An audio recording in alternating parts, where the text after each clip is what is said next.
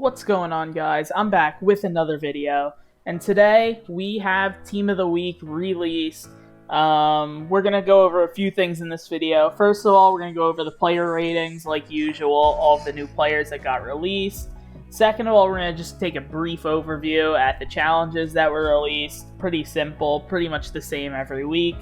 And then finally, we are going to go over a possible coin-making method involving the Team of the Week set, so make sure you stick around for that at the end. If all of this stuff does help you guys out, please subscribe, like the video, leave a comment down below about if you got any of the predictions right. I did my predictions yesterday. Could have been better, not gonna lie. Some right, some wrong. But let me know if any of your guys' predictions are right. And yeah, let's get straight into the video. So like usual, we are going to be looking at Mutthead for these player stats. We have to start with the lower overalls, of course. So first, we're going to start with Kenny Moore II. I didn't realize he had a forced fumble yesterday, or else I might have actually predicted he'd get a card. For his overall, he has decent speed at best, 86 speed for an 83 overall. Again, just decent. His coverage is just atrocious, even for his overall. He's a pretty short corner, like a really short corner, actually. That does affect the gameplay in this game, I've realized. Of course, he's cheap, but in total, it's not worth it. You're probably going to get torched if you use him at corner. I mean, Colts theme team, any, but like, I don't know. I wouldn't use this card. Okay, next we have Sony Michel. I actually did predict this one. I'll have to check if any of his cards went up in price. I actually didn't invest in any Team of the Week cards. I'm kind of low on coins right now, but I did predict this one. He did have a very good game. He had 121 rushing yards, a touchdown, a few receptions. He just had a solid game in general for the Rams. They beat on the Jaguars pretty bad, but that was expected. So, pretty much he has bad speed for his overall. He has bad break tackle for his overall. He has absolutely terrible catching, even for his 83 overall. His archetype is the worst in the game. Of course, he's cheap, but yeah, I just listed every single reason why this is a terrible card and you should never use it. Of course, this wasn't useless. You get a +1 on his actual decent card. But even that card isn't that good, so yeah, probably not the best for Madden, but I'd say well-deserved card. Okay, so next we have Ndamukong Suh. To be completely honest, I don't know why TJ Watt didn't get this card. I still feel like he should have. That's who I predicted yesterday. He had 4 tackles and 2 sacks. TJ Watt, I think, had double the amount of sacks and probably the same amount of tackles, if not more. I mean, I don't really know. TJ Watt also doesn't have an amazing card, I don't think. I don't know why they didn't put him, but oh well, it is what it is. We do get a +1 on that free Ndamukong Suh card as well, but as I'm about to lay out, it's not that great anyway. He has just way too low power move and finesse move to be any sort of decent pass rusher. He does have good block shed for his overall, but, I mean, he's also very expensive as well. So with this power move and finesse move, it's just not worth it. Even his 92 overall doesn't have good stats, especially finesse. So probably just good to steer clear from him as well. Okay, so I actually did predict this one. This was one of my biggest predictions. I knew Deontay Johnson had to get a card. He did. 8 receptions, 105 yards. And a touchdown. He should have had 2 touchdowns. He dropped one towards the end. But he just had an all-out good week. I don't know why his power-up actually went down in value. That makes no sense to me. But, I mean, I don't know. I give up at predicting the market. But just looking at the card, he has great speed for his overall. 87 overall, 89 speed. That's probably the best for that overall. He does have a kind of crappy archetype. He's also pretty short. I mean, all in all, he's a decent wide receiver for, I mean, he's kind of expensive as well. I'd say he's decent. I'll say he's an okay wide receiver. If you have a Steelers theme team, you do get that +1 boost on this 88 overall theme builders right here. But other than that, just a decent card at best. Okay, next we have Daniel Sorensen. This is actually kind of a meme because Daniel Sorensen was probably like the worst defensive player through the first like 6-7 games of the season. He was literally like Kevin King 2.0 for the first 7 games, and he actually had a huge breakout game. I'm pretty sure they said on the commentary of that game they took him from playing actual coverage to playing like a box linebacker sort thing at safety. I don't know. They're playing him like Keanu Neal on the Cowboys, I'm pretty sure. They're just playing him in the box. He had 2 tackles, 1 interception, and he did intercept that for a pick 6. So congratulations to Daniel Sorensen. He has great speed for his overall. He also is 6'2", so we're not talking about a coverage safety here. Like I said, his stats reflect what they're doing in real life. His coverage stats are mediocre at best, especially 80-man coverage. That's not that good. Definitely a user, 6'2", strong safety, 90 speed, pretty good hit power as well. I mean, as much as this card is a meme, he's also a great price for a usable user. I couldn't find that word for a second. Yeah, reasonable price for a pretty good user. I'd say this is one of the better Team of the Week cards we got, especially for a Chiefs theme team. He's going to get up to 93 speed if you power him up. I mean, this is actually a very usable card, funny enough. Okay, next we have Dallas Goedert. As an Eagles fan, obviously I'm pretty happy that about any card that gets released, but not gonna lie, this isn't the best one we have. I predicted Gardner Minshew yesterday. I should have known they would have went with Goedert. 6 receptions, 105 yards, and 2 touchdowns. He did have a heck of a game.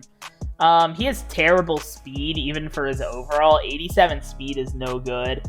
I do like that he's 256 pounds. As long as you're above 250 pounds, you could actually have a really good air trucking animation. So that's a little tip for you guys. I do like to look at the weight when we look at tight ends. He has good weight. His route running is really bad, actually. So again, bad speed, bad route running. If you're a guy that throws your tight end a lot, this is not your guy at all. But he actually has great run blocking and pass blocking stats for his overall. Actually, the best at his position. So for you guys that like to block your tight ends, run the ball a lot, things of that nature, I mean, Dallas Goedert is not a bad option for his price whatsoever. And now we're on to the big cards. Okay, so now we have Mike Rucker. Now, Mike Rucker does have great power move, even for his high overall. 94 power move is one of the best in the game. His finesse move is just absolutely horrendous. And again, I love pass rushers that have good power move and finesse move. They tend to be the most consistent at getting pressure on the quarterback. He does have great block shed, but he is very expensive. $317K for a 94 overall. You can get one of those bow-nosed 94 overalls for under $200K. And I mean, I don't know how much. I think actually Bruce Smith is a better card than this. So overall, not a good pass rusher. Looks good from the outside, but this 83 finesse for this price is just not worth it. So next we have Boomer Esiason, who is probably tied for the best card released with Sorensen. Obviously, he's better than Sorensen, but I'm like saying for the overall. Like, Sorensen's a 90 overall. He's a really good 90 overall. Well, this is a really good 94 overall, and just a really good quarterback in general.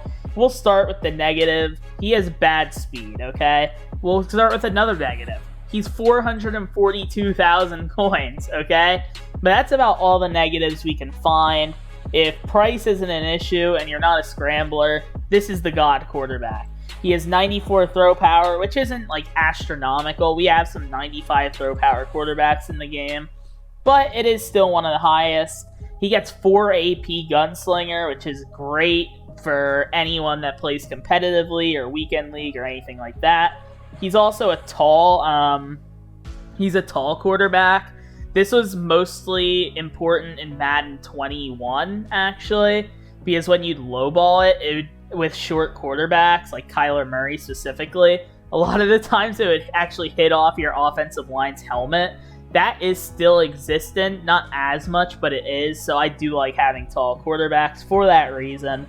So this is pretty much the best quarterback in the game. Again, if you don't like running with your quarterback and if coins aren't an issue, I'm just saying, be aware. A lot of the big, sweaty, competitive players, this is most likely who they're going to, because it's kind of like an in-meta card with the high throw power and 4 AP gunslinger.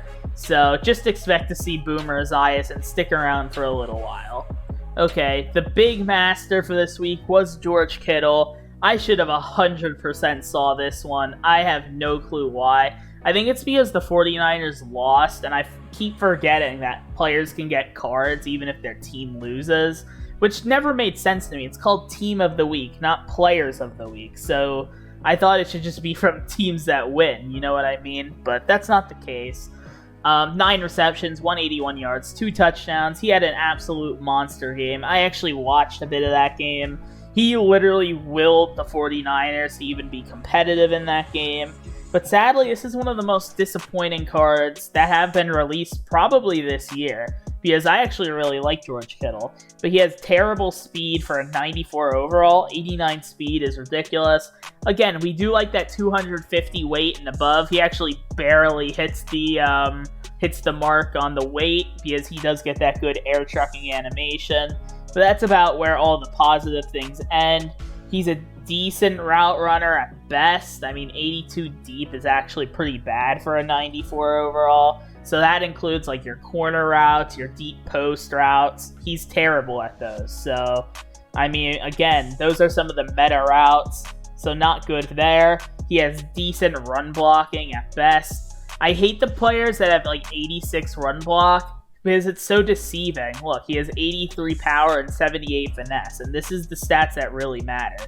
So this really means nothing. He's a decent run blocker at best, and he's a terrible pass blocker, which is just so unrealistic. If you've ever watched George Kittle in the games, he's always on those delay fades and delayed flat routes, blocking the heck out of like legitimate like elite pass rushers. For him to have only 66 pass block finesse and even 70 power, that's just atrocious to me. Madden screwed up on this one. And he's expensive. Just avoid this card. I love George Kittle, but this card just wasn't made right from EA. And finally, we have DeVante Parker. This one wasn't from this past week. He was completely silent this past week. Thanks, DeVante Parker, for being on my fantasy team and doing nothing. This was a historical game, Dolphins versus, sadly, my Eagles. He had a monster game, obviously, that's why he got the card. Sadly, this card isn't anything to write home about, especially since it's a limited, and anyone who watches my recaps, you guys know how picky I am about limiteds. I don't even have to be picky about this. 92 speed is decent at best. I do like that he's 6'3", but he has a terrible archetype and a terrible price, leaving him as a bad wide receiver to pick up, just in general. So those are the player ratings. Now we're just going to take a brief look at the solo challenges. And thank you if you're still sticking with this video after the player ratings. I know some of that can get boring, but I love doing it because I think I have a pretty good perspective playing Madden for a little while at some of the important statistics.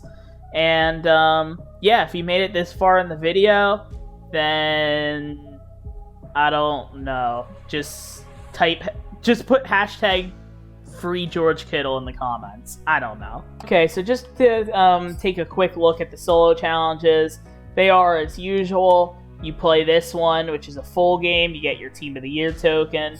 You play the half game, which you just should do anyway. You get a free 90 overall. This week, either Goddard or Sorensen. Obviously, that Sorensen's pretty good. I'm personally going to choose Goddard because, you know, Eagles theme team and all. But most people should probably choose Sorensen. And a lot of people will just sell the card for training. But still worth doing. You get like 3,000 coins-ish. And then at the very, very end, you could get like one of the big Team of the Week players if you get 136 stars. You also need about 17, I think it is, tokens to get a free Team of the Year player. So just keep that in mind. And if you've made it this far in the video, again, thank you very much. Now you will be rewarded by seeing a way where you could possibly make big coins. Okay, so in the Team of the Week set so far, None of these are coin makers whatsoever. The cards are just too expensive right now. We'll wait for the prices to, balance out, and then we'll see if any of them might be coin-making methods. But we have this 83 to 90 overall player set. Now, the thing about this, right, is this isn't a guarantee coin-making method by any means, but I figured I'd show it just because it's actually not terrible. So you need to exchange one 83 to 84 and three 80 to 82s, and then you get an 83 to 90 player from this week. So the math behind why this isn't terrible is I found that it takes about 12,000 points to complete this set, okay? So then let's just say you pull the minimum. You pull an 83. They're going for about 6,000 right now, including tax, okay? So then you're left with 6,000 coins. You spent 12,000 on it. Obviously, it's negative 6,000 coins. You lost 6,000, right? But if you pull anything above an 83, it's going for about 40,000 right now. Like the 87s are 40k, the 90s are about 40 to 50k. So that means you can open 6 of these, or even close to 70, oh my god, I said that wrong. You could open like 6 or 7 of these packs, and if you pull one card above an 83 overall, you make your coins back. Obviously, you open 7 of these, you get 2 cards that are above 83, you make big coins. So I'm actually just going to do it once, see if I get lucky. I went sniping for some cards before.